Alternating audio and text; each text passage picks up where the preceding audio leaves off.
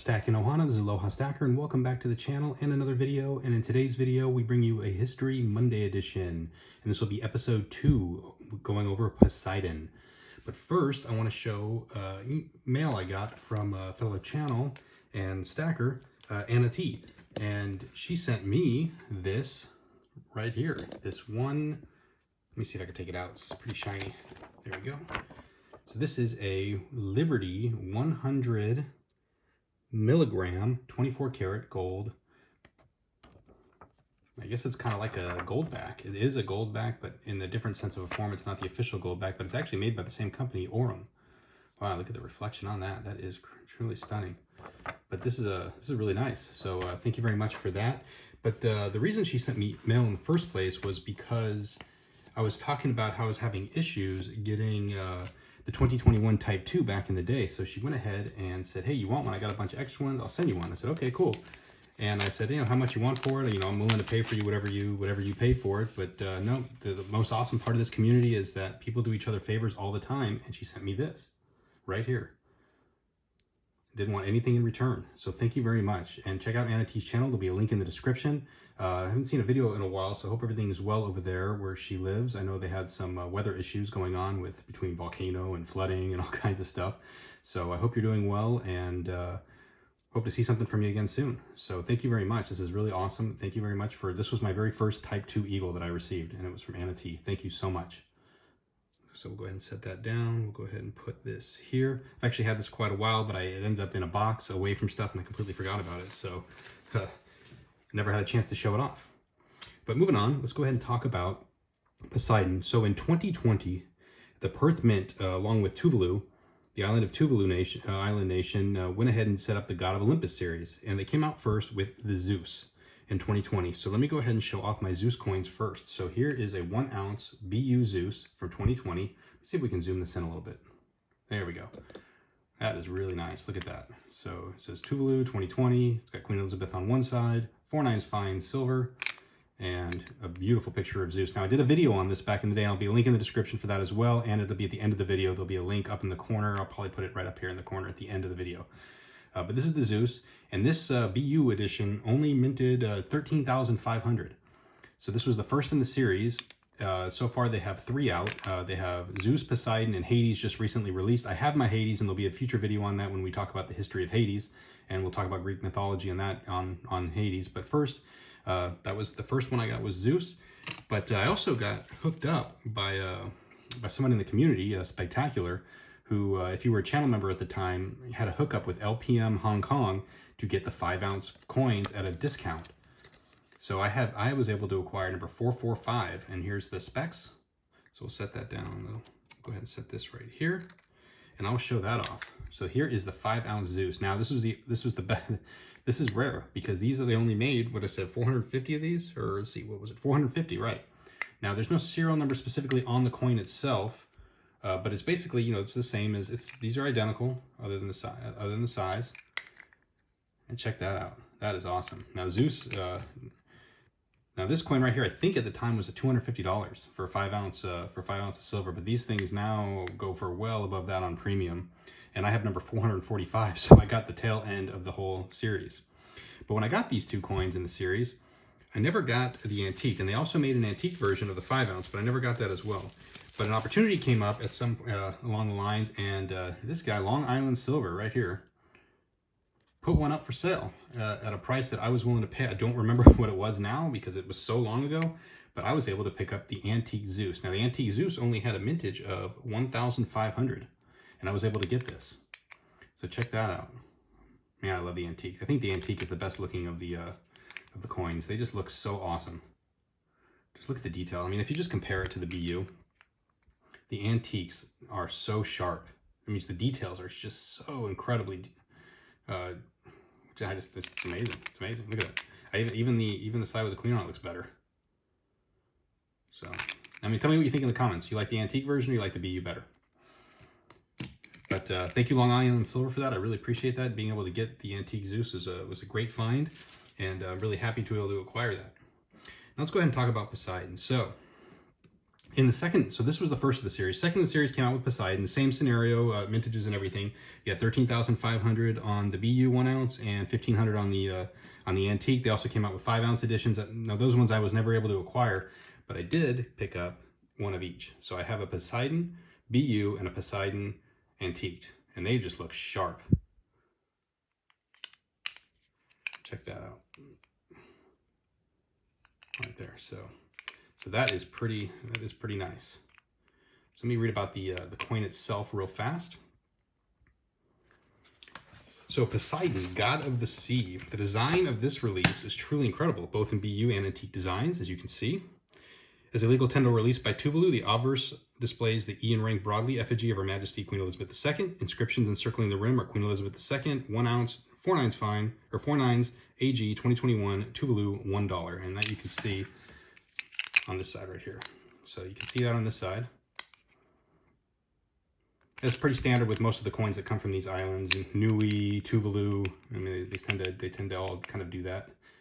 And then the reverse depicts Poseidon in a proud, powerful stance, grasping his trident in one hand as he steers his ship powered by pair seahorses, crashing through waves, jumping through the rough wake of several playful dolphins. The single inscription Poseidon rests at the bottom rim. The magnificent scene is strikingly powerful. So that is a pretty neat design. I think this one so far, I don't know, I think I might like this one better than the Zeus one. I think it just has the extra detail, the extra, I just like it. Let's go ahead and take a look at them. Let's compare them. So we've got the Zeus and the Poseidon in antique. Let me know in your thoughts below which one you like better, Zeus or Poseidon, antiqued or BU. Actually, gosh, man, I really like them both. It's actually pretty hard for me to decide which one I like better. They might actually stand pretty equal to me. Let's take a look at them in BU and see if see the difference. So here's Zeus and Poseidon in BU. I definitely like the antique better. It's just that you can get that detail. Nothing wrong with the BU as well, but I think I am liking the. Let me see the stack. Let's go ahead and see if we can find places to put all these up here so you can get a good view of them. Okay, so let's talk about Poseidon. It's a history of Poseidon, so Greek mythology. So Poseidon, and I got this from the World History Encyclopedia. Poseidon was the Greek god of the sea and rivers, creator of storms and floods, the bringer of earthquakes and destruction. He was perhaps the most disruptive of all the ancient gods, but he was not always a negative force. He was a protector to mariners, and as a tamer of horses, the patron that animal and horse breeding. To the Romans, he was known as Neptune. Cults to Poseidon date as far back as the late Bronze Age and Mycenaean civilization at its peak from the 15th to 12th century BCE, as attested by Linear B inscriptions found at Pylos in the Peloponnese and Knossos on Crete Island. The god seems to have been one of the most important Mycenaean deities, perhaps no surprise given the culture's obvious seafaring skills.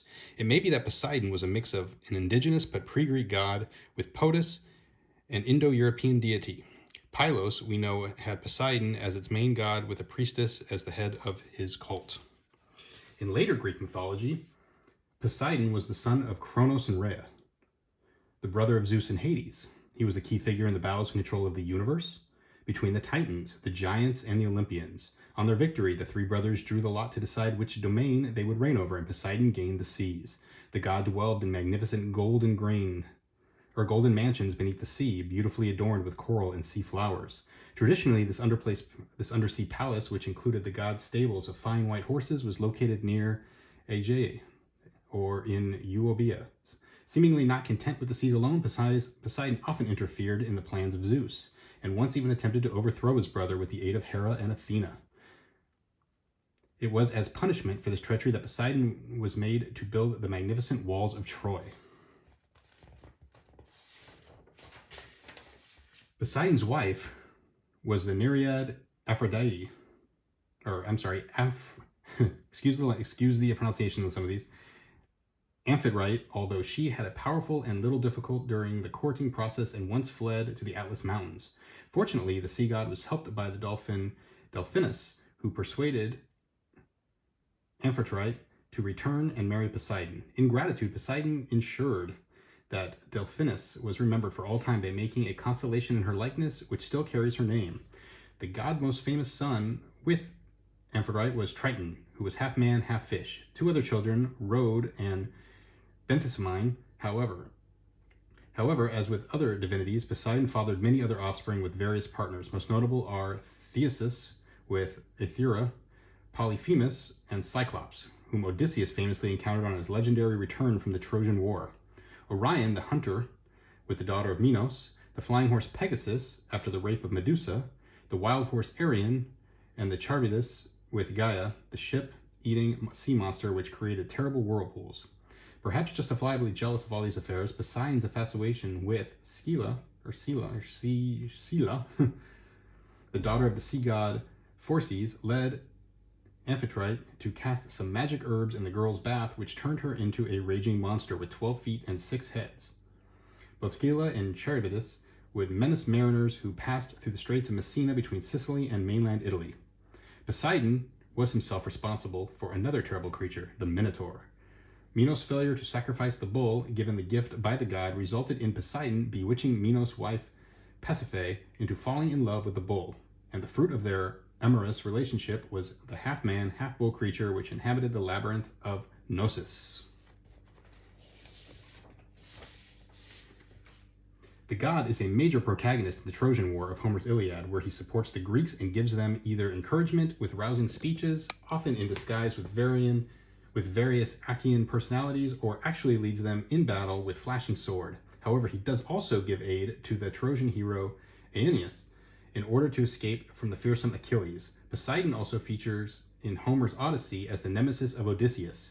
In revenge for the blinding of his son Polyphemus, he cursed Odysseus to wander the sea for 10 years. Poseidon is most often described by both Homer and Hesiod as deep-sounding earthshaker, the dark-haired one, and the encircler of the earth. The latter title reminds that many ancients believed that all waterways were connected and that land floated on water. For this reason, it made sense that the one god looked after all these waterways which encircled the earth, even if many rivers and springs had their own specific personifications in mythology. In Greek religion, Poseidon was said to hold the Isthmus of Corinth in special regard, probably as it was an important sea route. The god was particularly revered here and was the focus of horse races and other events at the Panhellenic Isthmian Games, which were held in his honor near Corinth. The games were held every 2 years and in the spring, and like the Olympic Games, athletes, charioteers, and horse racers competed for prizes.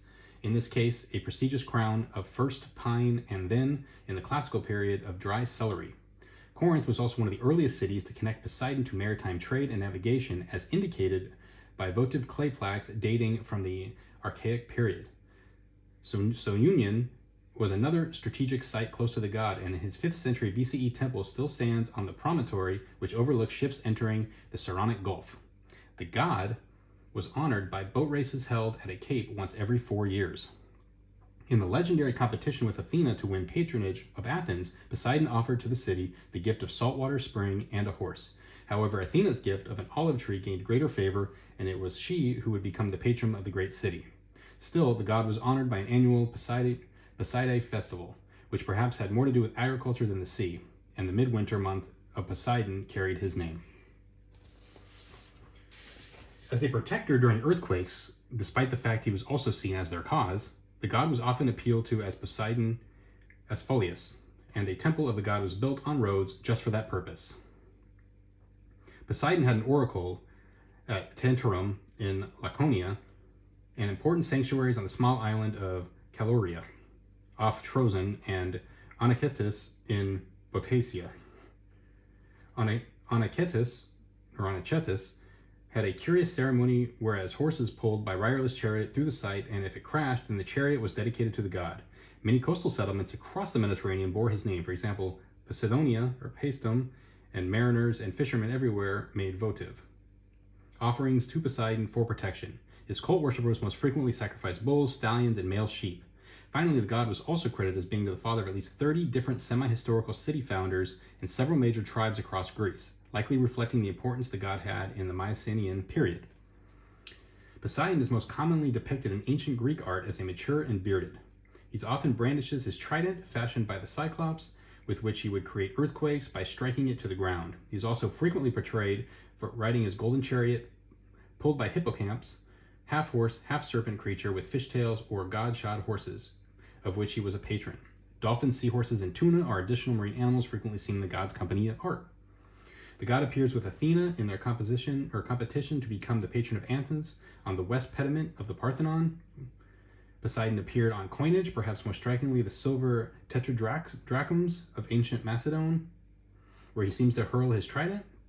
Perhaps the most celebrated representation of Poseidon is the 2-meter-high bronze statue from Cape Artesium.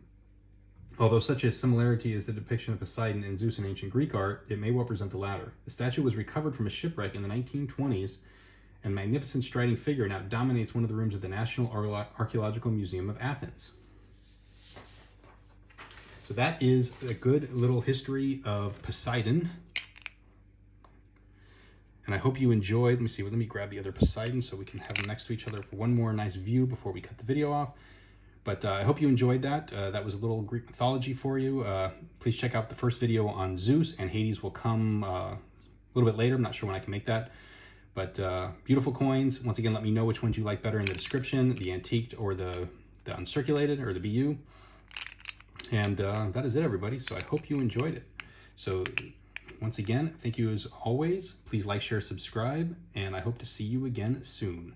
Aloha and mahalo.